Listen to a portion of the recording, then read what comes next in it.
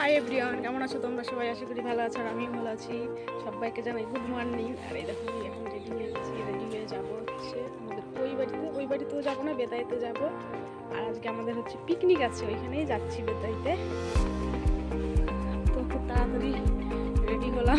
ও খুব ব্যস্ত হয়ে গেছে, ও দোকানে যাবে, ওইখান থেকে কাজে যাবে, তাড়াহুড়ো করছে। তো চলো তোমাদের সঙ্গে পরে আবার দেখা হচ্ছে। তো আমি চলে এসেছি করিমপুর বাস স্ট্যান্ডে। আর এইখানে এসে দেখি আজকে বাস বন্ধ, ওর জন্য অটো ধরলাম, অটোতে করেই যাবো। আর তোমাদের দাদা ভাইয়েরও যাওয়ার কথা ছিল, কিন্তু ও বললাম পরে যাচ্ছি, দোকানে যদি ভিড় কম থাকে তাহলে যাচ্ছে। ঠিক আছে, তাহলে আমি বেরিয়ে গেলাম। তো আমি পিকনিকের ওইখানে চলে এসেছিলাম। আর এই জায়গাটা হচ্ছে বেতাই চাঁদবিল, খুব সুন্দর জায়গা। আমি আগে কোনো দিন আসিনি, এই যে প্রথম আসলাম। আর আমি বাস স্ট্যান্ডে এসেছিলাম, বাস স্ট্যান্ড থেকে জামাই বৌমাকে নিয়ে এসেছিলো, এসে দেখি কেউ আসেনি, তখনও সবাই দিদি বাড়িতে ছিল। আর এই যে আমার মা, দেখতেই পাচ্ছ, মাছ ধুচ্ছে, আর কাকিমারা সব সবজি কাটছে, করছে, আর বাবিন ওইদিকে নাচ করছিল। আর সবাই আসতে দেরি করেছিল বলে আমার জামাই খুব রেগে গিয়েছিল যে রান্না বান্না কখন হবে। আর পিউ আর আমার দিদি দুজনে রান্না চাপিয়ে দিল তাড়াতাড়ি। আর এইখানে দুজন রান্না করছিল, আর খুব হাওয়া হচ্ছিল মাঠের ভিতর তো, আর গ্যাসটা বারবার বন্ধ হয়ে যাচ্ছিল, শব্দ হচ্ছিল। ওর জন্য আমার ছোটো কাকিমা এসে গ্যাসটা জ্বালাচ্ছিল এইখানটায়। আর বেগুন ভাজছিল পিউ আর আমার দিদি দুজনে। পিউ তো বেগুন দিয়ে দূরে সরে যাচ্ছে ভয়ে।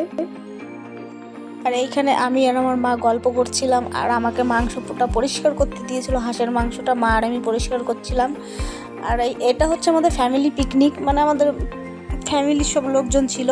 আর ওই যে শাড়ি পরে যে বসেছিল ওটা হচ্ছে আমার মাসি হচ্ছে আমার মেজো কাকিমার হচ্ছে দিদি। আমার মাসি এসেছিলো বেড়াতে, কিন্তু বাস বন্ধ ছিল, ওর জন্য বাড়ি যেতে পারেনি, ওর জন্য আমাদের সঙ্গে পিকনিকে এসেছিলো। খুব মজা করছিলাম আমরা সবাই মিলে। আর এইখানটায় আমার ভাইয়ের উপর খুব রেগে গিয়েছিলাম আমি, যে ক্যামেরাটা ঠিক করে ধরো, উল্টো পাল্টা করে ধরছিল। কী ভেবেছো আমি রান্না করতে পারি না? এই দেখো আমি রান্না করছি এখন। সবাই শুধু ডালটাই নেড়ে যাচ্ছে, আমিও ডালটা নাড়ছিলাম ওর জন্য। আর ওইদিকে হচ্ছে আমার কাকার ছেলে, মানে আমার ভাই, ভিডিও কল করেছে। ও বাড়িতে থাকে না, ও কলকাতা গিয়েছে কাজে। আর ও দেখাচ্ছিল, আর আমিও কথা বলছিলাম ওর সঙ্গে।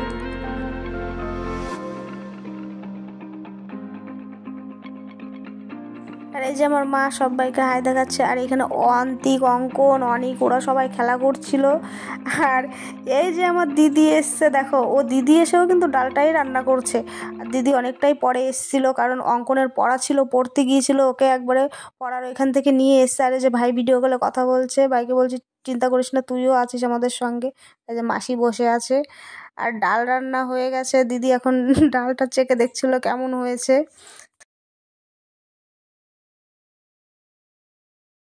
আজকের মেনু হচ্ছে বেগুন ভাজা, এটা হচ্ছে পোলট্রির মাংস, চিকেন, আর এটা হচ্ছে হাঁসের মাংস। আর ওই যাচ্ছে মাসি বসে আছে কাজবাজ করে। আর এই যাচ্ছে আমার কাকি এখন রান্না করছে।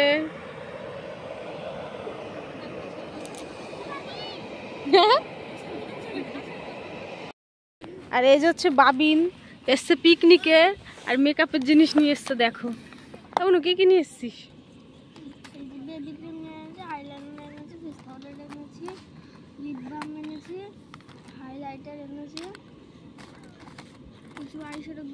ওরে বাপরে, এদিকে তোর বোন এসছে। তো খুব খিদে পেয়ে গেছিলো, কাকিমা, পিউ আর আমার বৌদি তিনজনে বাজারে গিয়েছিল, বাজার থেকে সিঙ্গারা নিয়ে আসলো, সিঙ্গারাটাই খাচ্ছিলাম। আর এইখানে যে আমার জামাইবুরা স্নান টান করে চলে এসছে, এখন দুই জামাইবু মিলে এখন মাংস রান্না করছিল। আর এইখানে মাংস রান্না করার সময়ও গ্যাসটা একবার বন্ধ হয়ে গেছিলো, তো দুজনে ঠিক।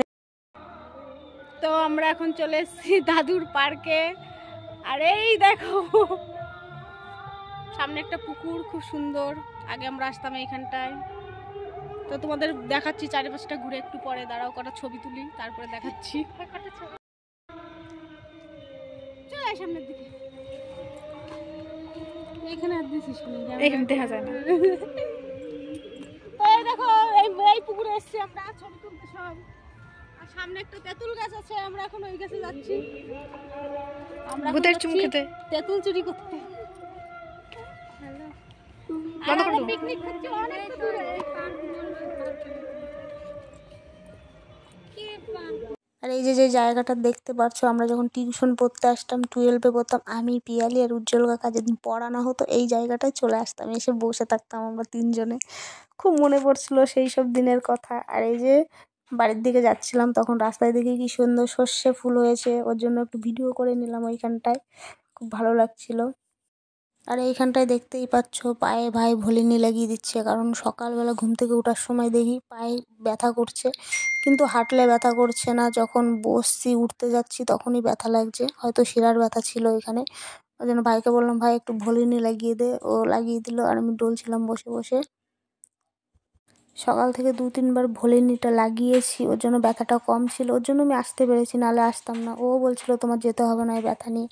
তো এখানে আমরা খেতে বসে গিয়েছি, আর এইখানে যে কাকিমা ডাল দিচ্ছিল, আর এই যে মা আমাকে বসার জন্য একটা নাইটি পাতি পেতে দিল, বললো তুই এখানে বস, খেতে বসে যা। আর এই যে পিউ, আমার বৌদি, আর ওই যে পাশে হচ্ছে আমার দাদা, আমরা এই কজনে এক লাইনে খেতে বসলাম, আর সামনে সব বাচ্চারা খেতে বসেছিল।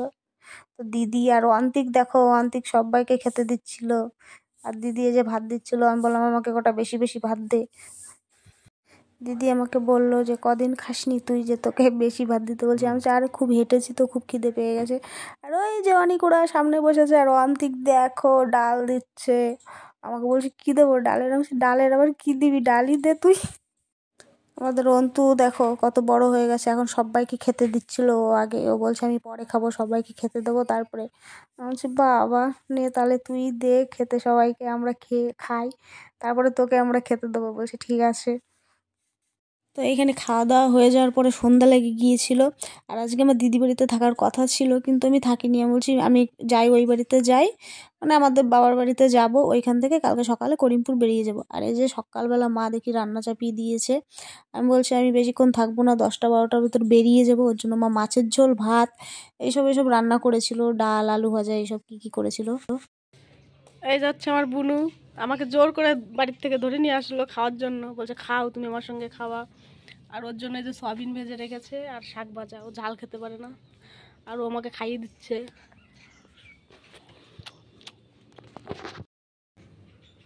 আর ও আমাকে খাইয়ে দিচ্ছে, দেখো আমাকে বাড়ি যেতে দিচ্ছে না, যে না ভাত না খেয়ে যেতে মা। তুমি খাও, বাড়ি দেবো না কেন, ভাত খাবা, ভাত খাবা। তুই যাবি বুনু আমার সঙ্গে আমাদের বাড়ি? না কেন, তুই থাকতে পারিস এখন। আর এই যে ওই কাকা বাড়ি থেকে চলে আসার পরে আমি রেডি হয়ে বেরিয়ে পড়েছি, মা বললো চল তোকে একটু এগিয়ে দিয়ে আসি। আর সামনে যেতে যেতে আমার কাকা বাড়িতে একটু বসলাম, বসে 10 মিনিট গল্প করলাম সবার সঙ্গে, তারপরে আমি বেরোলাম। কাকিমা বলছে চল তাহলে আমিও যাই, টোটোতে এগিয়ে দিয়ে আসি, তোকে তুলে দিয়ে আসি। আর মা কাকিমা একটু দোকানে যেত, ওই জন্য আমাকে টোটো পর্যন্ত এগিয়ে দিয়ে, আর আমি সিটকা থেকে অটো পেয়ে গেলাম, অটোতে করে যাচ্ছি। আর এইখানে দেখো মাঠ ভরা শুধু সর্ষে আর সর্ষে, এতটা ভালো লাগছিল, ওর জন্য ফোনটা বের করে একটু ভিডিও করে নিলাম, খুব ভালো লাগছিল দেখতে। আর করিমপুরে নেমে পড়েছি, করিমপুর থেকে আমাদের বাড়ি যাওয়ার জন্য টোটো ধরতে হয়, ওর জন্য টোটোটাও পেয়ে গেলাম। তো ভিডিওটা কেমন লাগলো কমেন্ট করে